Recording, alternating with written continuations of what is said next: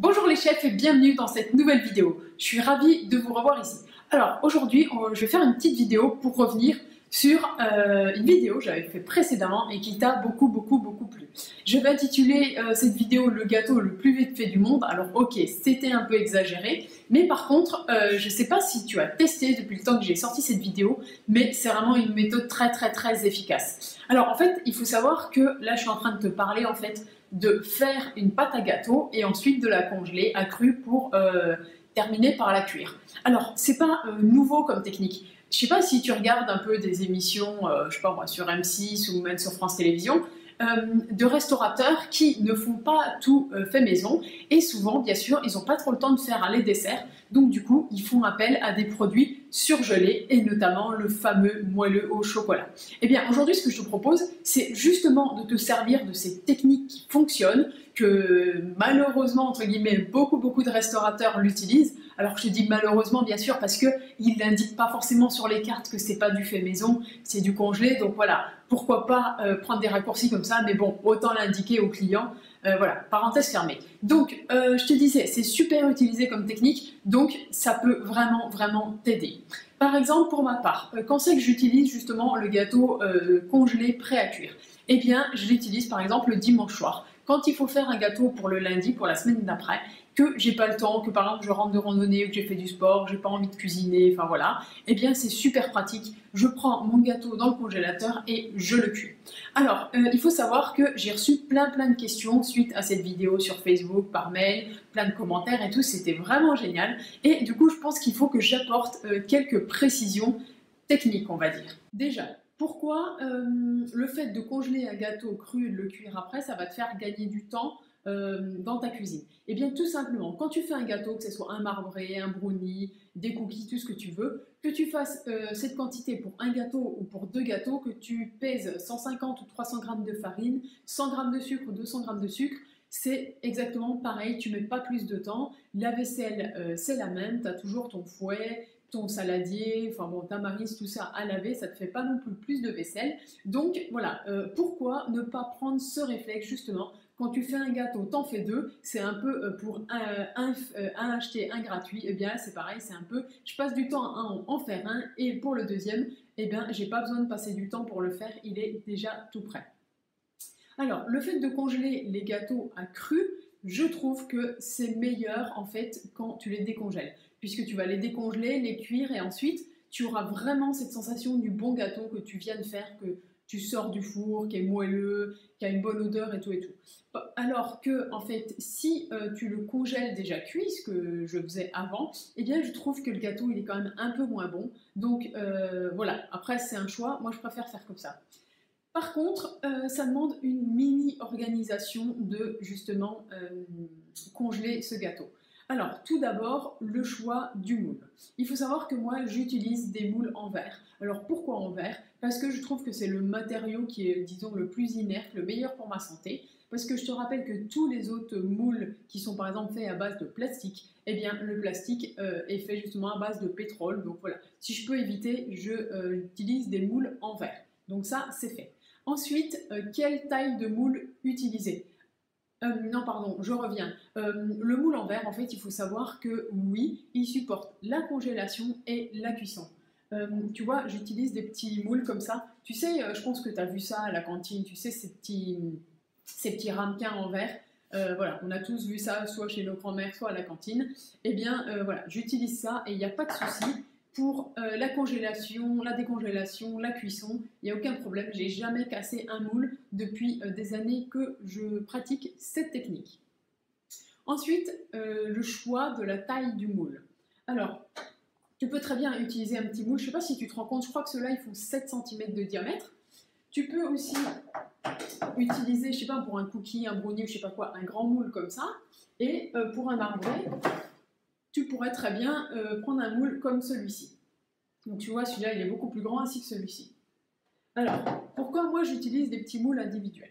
Tout d'abord, comme je te l'ai dit, il va falloir que ou je te l'ai pas dit d'ailleurs, décongèles tes gâteaux avant la cuisson. Alors, si c'est dans un petit moule comme ça, bien sûr, si tu t'y prends un peu au dernier moment, eh bien, ça prendra beaucoup moins de temps à décongeler. Et aussi, tu vois, moi j'en fais plusieurs. tu vois, je les mets dans une poche comme ça, et ça me permet justement d'en sortir la quantité que je veux. Si j'ai des invités à l'improviste, ou si par exemple le dimanche soir je veux nous faire des gâteaux, que par exemple pour le lundi et le mardi, eh bien je décongèle 2 portions comme ça, voilà. Et comme ça, si j'en fais 6 d'un coup, ben, on peut dire que ça va me faire 3 semaines, voilà, un coup de 2 par décongélation, voilà, je peux en cuire 3 fois. Donc voilà, moi je préfère largement les moules individuels. Bon, après ça, c'est à toi de choisir.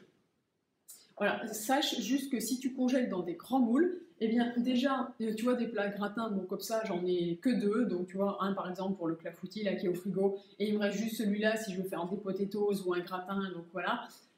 Alors que ces petits moules, justement, je les garde uniquement pour la congélation de mes gâteaux que je fais en avance. Donc, la question de la taille du moule, tu as bien compris, plus il est grand, plus ça met de temps à décongeler, plus il est petit, plus ça décongèle vite. On m'a demandé justement plein de questions sur la décongélation et la cuisson. Alors, tout d'abord, il faut décongeler ton gâteau.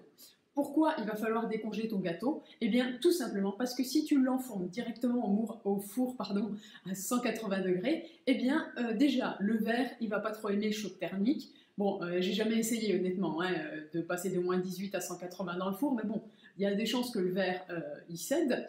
Ceci étant dit, de toute façon, ça ira pas, puisque pour cuire ton gâteau, tu as besoin de le faire décongeler. Pourquoi? Parce que si tu le mets donc à 180 degrés dans ton four, les bords de ton gâteau, eux, ils vont cuire en premier, puisqu'ils sont en contact avec la chaleur, donc ils vont décongeler puis cuire, alors que le milieu de ton gâteau, lui, eh ben, il va rester congelé très très très longtemps. Parce qu'il y aura l'inertie du froid, donc tu vas te retrouver au bout de, je sais pas moi, 5, 10, 15, 20 minutes de cuisson, ça dépend de la taille de ton moule et tout, avec un gâteau qui est cuit sur les bords et pas cuit au centre. Et si tu veux le cuire au centre, eh ben, tu vas te retrouver avec un gâteau brûlé sur les bords, trop cuit sur les bords, sec sur les bords et juste à point au centre. Donc, c'est pas la bonne solution.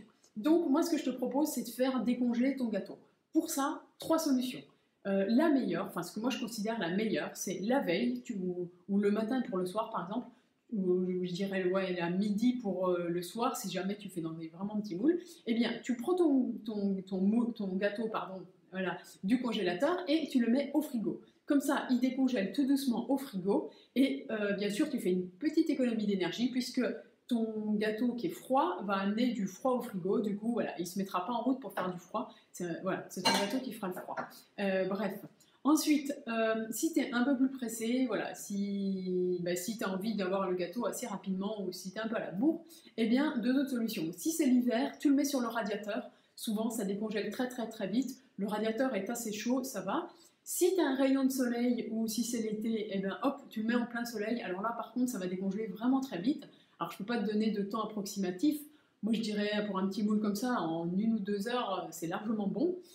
Et sinon, 3e solution, et si c'est le printemps, que tu n'as pas tes radiateurs qui fonctionnent et qu'il n'y a pas de soleil, et que tu es vraiment vraiment pressé, eh bien, tu peux mettre ton gâteau au four. Alors moi, je sais que j'ai un four qui peut chauffer à des températures assez basses, à partir de 35 degrés. Donc souvent, je le mets à 35-40 degrés, mais je pense que tu peux, si tu es vraiment pressé, le décongeler autour des 50 degrés. Donc voilà, pour rappel, 3 solutions pour décongeler tes gâteaux: au frigo, sur un radiateur ou au soleil, et enfin, si tu es vraiment pressé, au four entre 35 et 50 degrés. Alors, qu'est-ce que je t'ai pas dit? Donc, la cuisson, c'est bon. Ah oui, ce que je t'ai pas dit, c'est que en fait, si tu décongèles ton gâteau au frigo, quand tu vas le sortir, il va être décongelé, mais par contre, il va être à une température d'environ 4 degrés. Alors que quand toi, tu fais ton gâteau, tes ingrédients souvent sont à température ambiante, la farine, peut-être le lait si tu ouvres une brique, voilà. Donc, ton gâteau, il est plus autour des 15-20 degrés à la base, ta pâte. Tu vois, quand tu goûtes ta pâte à gâteau, elle n'est pas froide, alors que là, si tu sors du frigo, ça va être très très froid. Eh bien, il va falloir prévoir quelques minutes de cuisson en plus, justement parce que ton gâteau est à 4 degrés au lieu d'être à 15. Donc, je sais que moi, de toute façon, je calcule pas trop le temps. Tu sais, je plante la pointe d'un couteau. Voilà, si elle ressort propre, c'est que c'est cuit. Donc voilà, j'ajuste la cuisson, je mets le minuteur, on va dire 6 minutes, après encore 2 minutes. Enfin voilà. C'est comme ça que je cuis mes gâteaux, mais si toi tu sais que tel gâteau dans tel moule ça cuit tel temps, eh bien sache que Ça mettra plus de temps si ça sort du frigo. Et inversement, si tu as fait décongeler ton gâteau, par exemple, au four à 50 degrés, eh bien, ta pâte à gâteau, on va dire qu'elle est entre 40 et 50 degrés, eh bien là, le temps de cuisson va diminuer. Alors maintenant, j'ai une question aussi très pertinente concernant la levure. Quel est l'effet de la levure après congélation?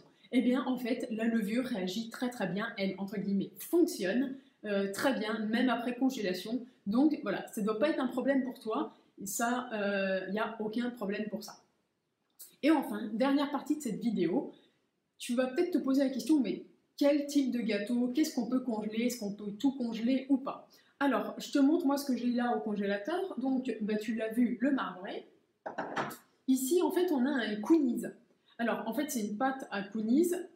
J'ai pas fait mes petites boules, puis je les ai congelées, parce que souvent, j'ai remarqué que ça s'écrase un peu au congélateur, et que quand tu congèles justement des biscuits type cookies, coulis, eh bien, tu as meilleur temps de mettre ta pâte, de faire des petites boules, mais assez grosses quand même, et de décongeler ta pâte, et ensuite de former tes petites boules, et de les mettre sur une plaque, et de les mettre au four. Donc ça, tu vois, ça, je pense que je vais faire 2 coulis avec ça. C'était un reste de pâte qui rentrait sûrement pas dans l'autre moule. Donc voilà, tu peux aussi faire comme gâteau des cookies, des coulis.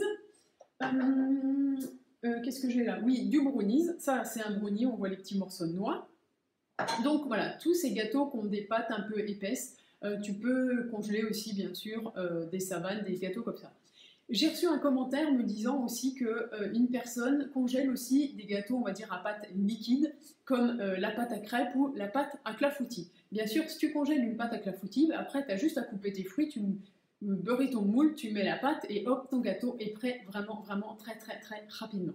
Donc voilà ce que tu peux congeler. Ce que j'ai déjà aussi congelé qui fonctionne super bien, alors que pour moi c'était un peu contre-intuitif, c'est la pâte à choux. Comme tu vois sur l'image là, donc tu vas faire ta pâte à choux, voilà, tu vas la pocher et ensuite tu vas la congeler comme ça directement sur la plaque. Quand tu as envie de t'en servir, quand tu veux cuire tes choux, eh bien tu la sors un petit coup, tu la décongèles et hop, ensuite en cuisson. Et tu verras, tu auras des beaux choux qui gonfleront. Bien sûr, si tu as raté ta pâte à choux qu'elle ne gonfle pas, c'est pas le fait de passer au congèle qui va la faire gonfler. Mais si tu sais bien réaliser une pâte à choux, que tu fais des beaux choux d'habitude, eh bien ça va gonfler. Alors, je sais qu'à chaque fois que j'ai donné cette astuce à quelqu'un, toutes ces personnes ont été sceptiques. Eh bien, ce que je t'invite à faire, en fait, c'est la prochaine fois où tu fais des choux, donc tu poches tes choux et sur une autre plaque ou sur un plat à gratin, par exemple, tu poches 3-4 choux comme ça, juste pour tester, tu mets au congélateur et la fois d'après où tu cuis, je sais pas moi, même un rôti, je sais pas quoi, tu profites de la chaleur du four justement pour tester ma technique de la cuisson des choux déjà congelés et tu verras que ça fonctionne. Alors, j'ai oublié de te dire quelque chose dans cette vidéo. Tu vois ici, eh bien, c'est encore du brownie, mais par contre, j'avais plus de petits moules en verre, donc il me restait de la pâte, je savais, voilà, il fallait que je la mette quelque part. Donc, le fait de l'avoir mis dans ce moule-là, bref, ce moule-là, je ne veux pas cuire dedans, j'ai pas envie. En plus, je ne l'ai pas beurré ni rien. Donc, ce que je vais faire, en fait, c'est que je vais faire décongeler la pâte et ensuite, je vais remettre cette pâte-là dans des moules. Alors que, tu vois, là, ça va me faire de la vaisselle en plus, laver ce moule. Alors que si tu mets à congeler ta pâte directement dans le bon moule, c'est encore mieux. Mais bon, des fois, voilà, en fonction des restes du frigo et tout, les tupperwares sont pris, les petits moules sont pris. Donc, tu n'as pas bien le choix. Voilà, il existe, tu peux aussi faire ça, tout congeler ta pâte à gâteau dans n'importe quel contenant et ensuite la décongeler et remettre dans les moules que tu souhaites. Donc voilà, c'est fini pour cette vidéo, j'espère qu'elle t'a plu. Comme d'habitude, n'oublie pas de mettre un pouce bleu énorme et gourmand. Moi, ça m'aide à savoir ce que tu aimes et ce que tu n'aimes pas. Et on se dit à très bientôt dans une nouvelle vidéo ou sur le blog melievio.com. Bye bye!